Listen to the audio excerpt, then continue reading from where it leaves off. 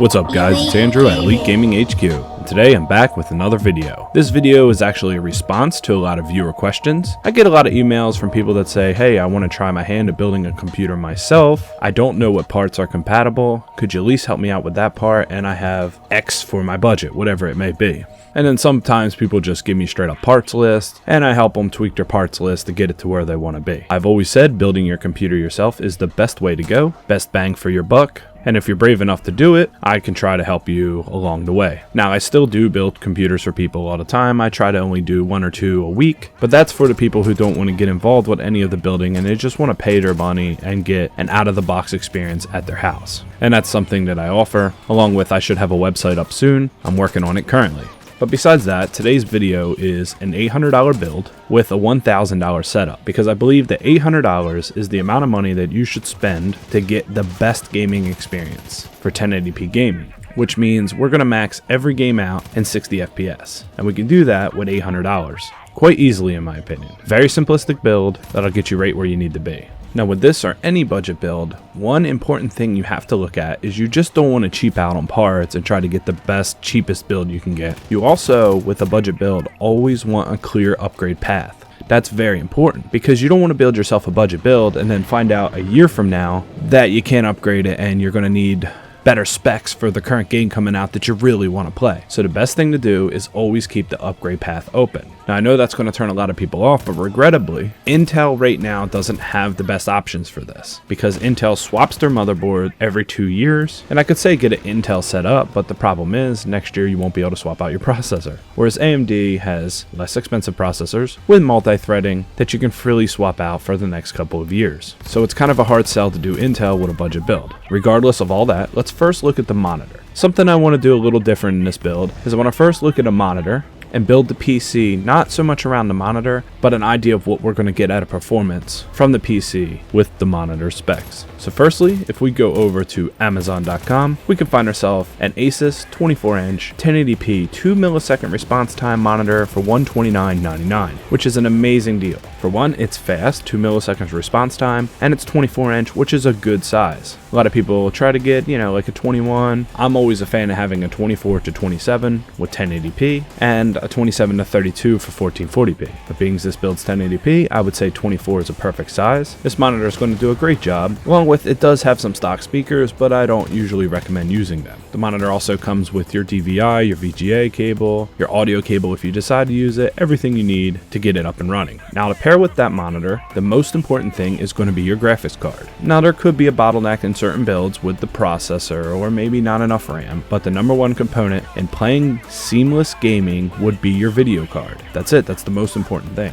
And as you go further into the resolution, you need less CPU, less RAM. They're not utilized as much as VMemory or VRAM. But for 1080p gaming, I've proven with a lot of my benchmarks, you can check out the videos, that a GTX 1063GB is perfect. Also on Amazon, we can pick one up for $227 and we'll get a PNY 3GB dual fan GTX 1060. This graphics card does a really good job of compressing video and giving you seamless performance, and you're going to get an amazing experience. I'm talking every single game you have, you should be able to run on Ultra and get 60 FPS. There's a couple games out there that you might drop a couple settings because they're very unoptimized, but 99% of your games you're going to get 60 FPS or higher in ultra settings with this graphics card. And everybody says, well, the prices are too high. I believe that's over with because $230 is what you should be paying for a 3GB GTX 1060. This thing has plenty of horsepower. It has enough VMemory because in 1080p you're not rendering a lot of textures. This is perfect for that monitor.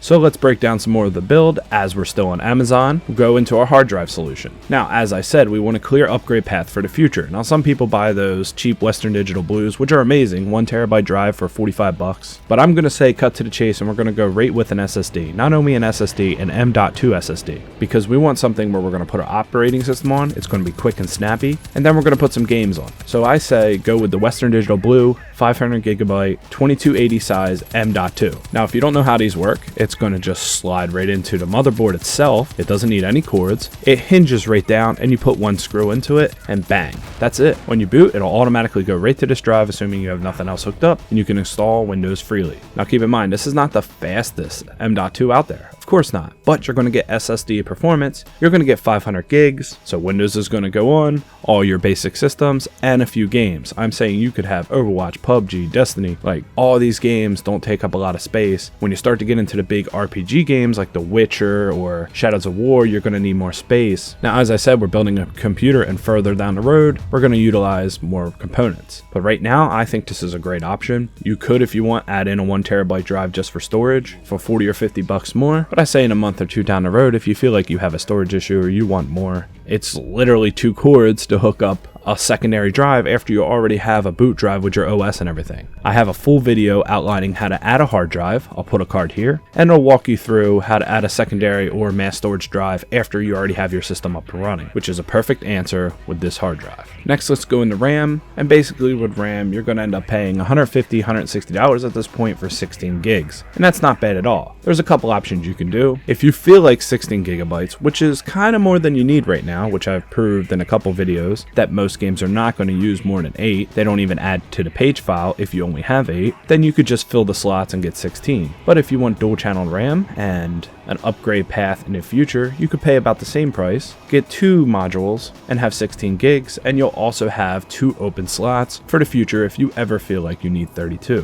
which $164.97, not a bad deal. The RAM speed doesn't make a huge difference in gaming. I know some people believe it does. I've looked at the numbers. It may be a few frames, but it's not worth the price hike. You would end up paying $50 or $60 for 1 or 2 frames. It's just not fundamental. If you're going to put more money into RAM, just skip it and buy a better video card. That's always the answer. It's the same with people that buy CPU coolers. They say, hey, I'm going to buy this CPU, but a $60 cooler. Why didn't you just buy the better CPU, get more cores? Go into that in a second. It's kind of the same across the board. Next, power supply. This is one of my favorite power supplies to use, hands down. The Thermaltake Smart Series. 500 watt power supply for $34.99. It's usually about 38 bucks. These things run great. I've never had one fail on me. All the cables are sleeved. It looks great. And it's 80 plus certified. Now for bigger builds with 1080s, I go all the way up to the 700 watt, but the 500 watt is more than you need. You'll actually be able to upgrade in the future all the way up to a 750 Ti or something like that with this 500 watt power supply. If you do the power supply calculation, this whole build that we're about to build is going to be sub 300 watts. This thing's never going to be running to the max. Not only are they under a 5-year warranty, the longevity of this power supply, with only using 50 to 70% of its potential, will guarantee many years of use. Plus, once again, clear upgrade path. So that's about it from Amazon at this point. Every part we looked at so far was on Amazon, and if you just add them to your cart, that's the first part of getting your build together. Next, we're going to go over SuperBiz, and we're going to pick up our processor and our case. I forgot to mention before, but in post-editing, I'll put it in the text, that this was going to be a white theme to build.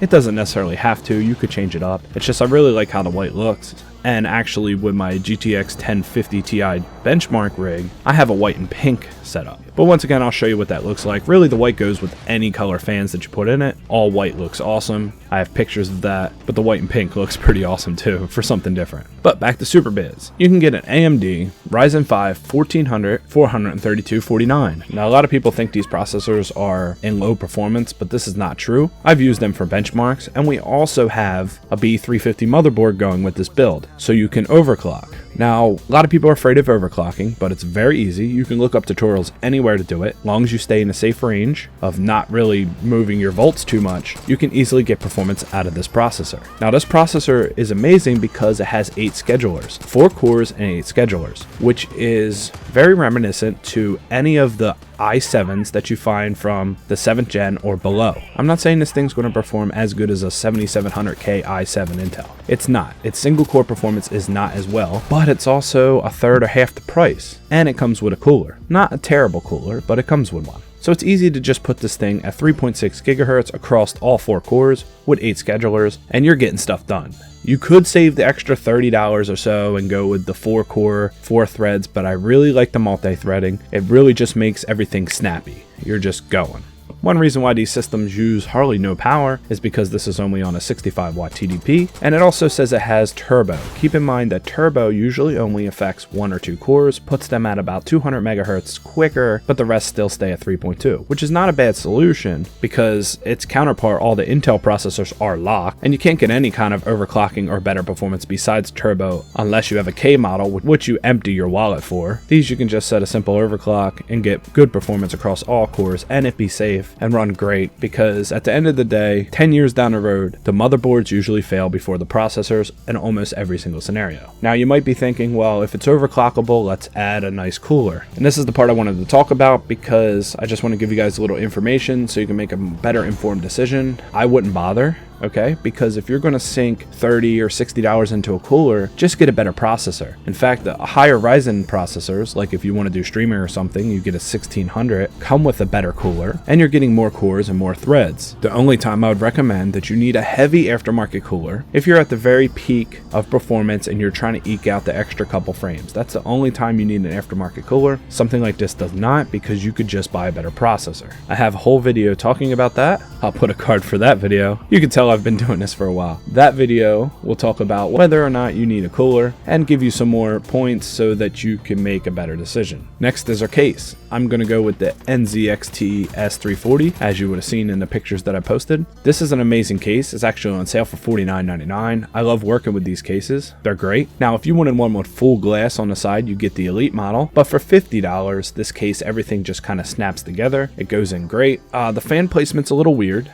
and we'll talk about that when I give you some cooling solutions, but the case looks amazing, especially with the motherboard we're about to put in there. So let's look at the motherboard. So we leave SuperBiz and we go to newegg.com and we pick ourselves up an ASRock B350 Pro 4. Top notch looking, great motherboard. Now this motherboard has multiple M.2 slots, which you won't be using the bottom one, maybe sometime down the road, but it's good for overclocking. And as I said before, 4 RAM slots, and just has an attractive look. Now when you go back and look at what our RAM looks like, which is like a silver white, we pop it in here, everything will just blend together and also mesh well with our white case. Now lastly, on the build side, let's talk about fans. Now fans with white LEDs usually run around $7 or $8. But I would go to PC Outlet, pick yourself up some nice Corsair white LED fans, and we're going to put that in the top and the back of the case. It's going to cost $18.49 for the set of 2. These fans are amazing. I always recommend these Corsair fans. They're beautiful and they work out great. But if we go back to our case and look at how our case is actually orientated, how it's laid out, it comes with 2 white 120mm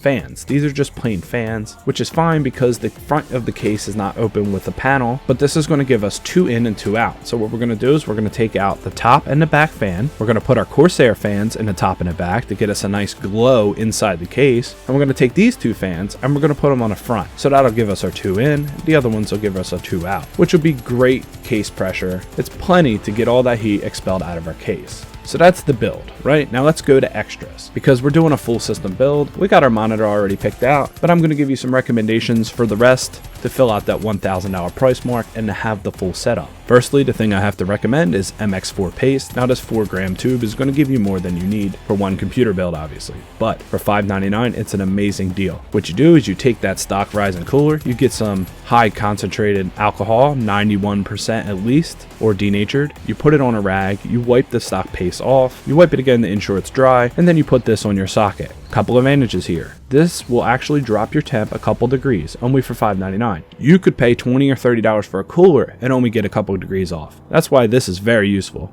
Number 2, this guarantees your socket life for 7 years. That's their claim to fame, 7 years. Generally, when you use stock paste or anything like that, for one, it adheres to the processor. So if you ever have to change it, which you do every 3 years or so, you should be changing it out. It's going to pull the processor out and also risk bending pins, which is terrible, which I don't recommend doing that. Every computer I build, I use this because I don't want somebody to have to do that. And number 2, you don't want to have to clean out your socket anyway, right? So say you never upgrade your processor because you feel like you don't need to, this stuff will last for 7-8 years. So you're not going to have to do that part of the maintenance. It's like a car, you know, you're supposed to get your transmission flushed after 100,000 miles. Well, this would say, hey, for the whole life of the car, you never have to do that maintenance.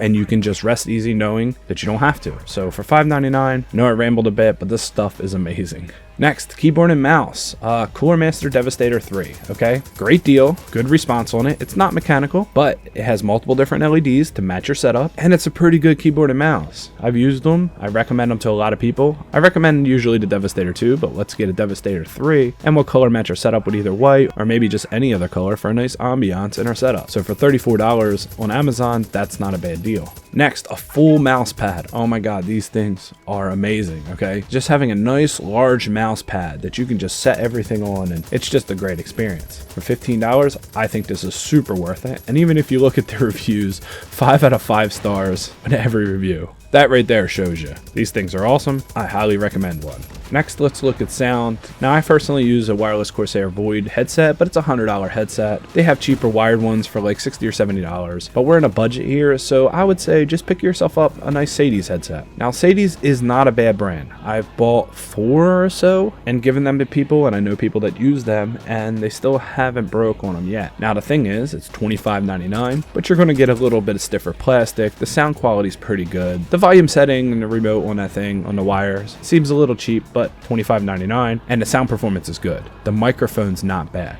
It's a great deal for what it is. I mean, once again, you can invest in something higher, but as far as budget headsets, I would say hands down this one's good. They have multiple different colors. I just picked out a white one because we were doing a white build. Now, you can actually get a magnet stick-on that goes on the front of the NZXT case, and it'll just hang the headset right there if you're interested in something like that. Next, I would recommend speakers. A lot of people don't want speakers, plus the monitor itself has 2 1-watt speakers on it. That sucks. You want to get powered speakers or something, honestly. These Z200s are great if you want to sit back and watch Netflix on your computer and you don't feel like having a headset on and eventually get sweaty or anything like that when you're not gaming. I highly recommend getting speakers. $21.75. That's completely up to you guys, but for $20, these are great speakers. I actually have this set, but I have the set that also comes with the subwoofer. That's how I watch TV, like 8 feet away with my 60-inch also set up as a second monitor, so they work really good. They're nice and loud. Lastly, some people want a controller. I would say you could just hook up a wired Xbox controller, but one that I've used in the past that works out really well is the Corsair G3W, which is a nice light controller. And for like racing games and other stuff like that, I like to use the controller, so I wanted to put this as an option. It's $17.99, sub $20, and it just gives you that option.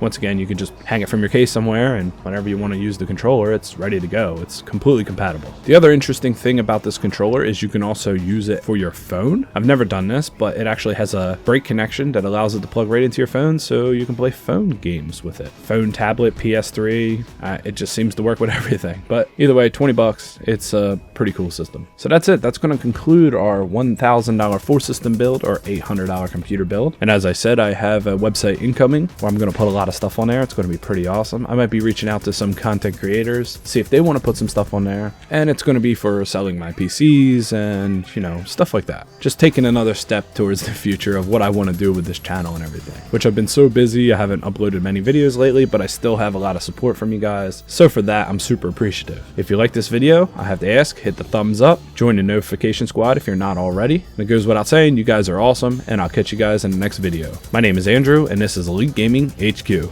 Thanks for watching, guys.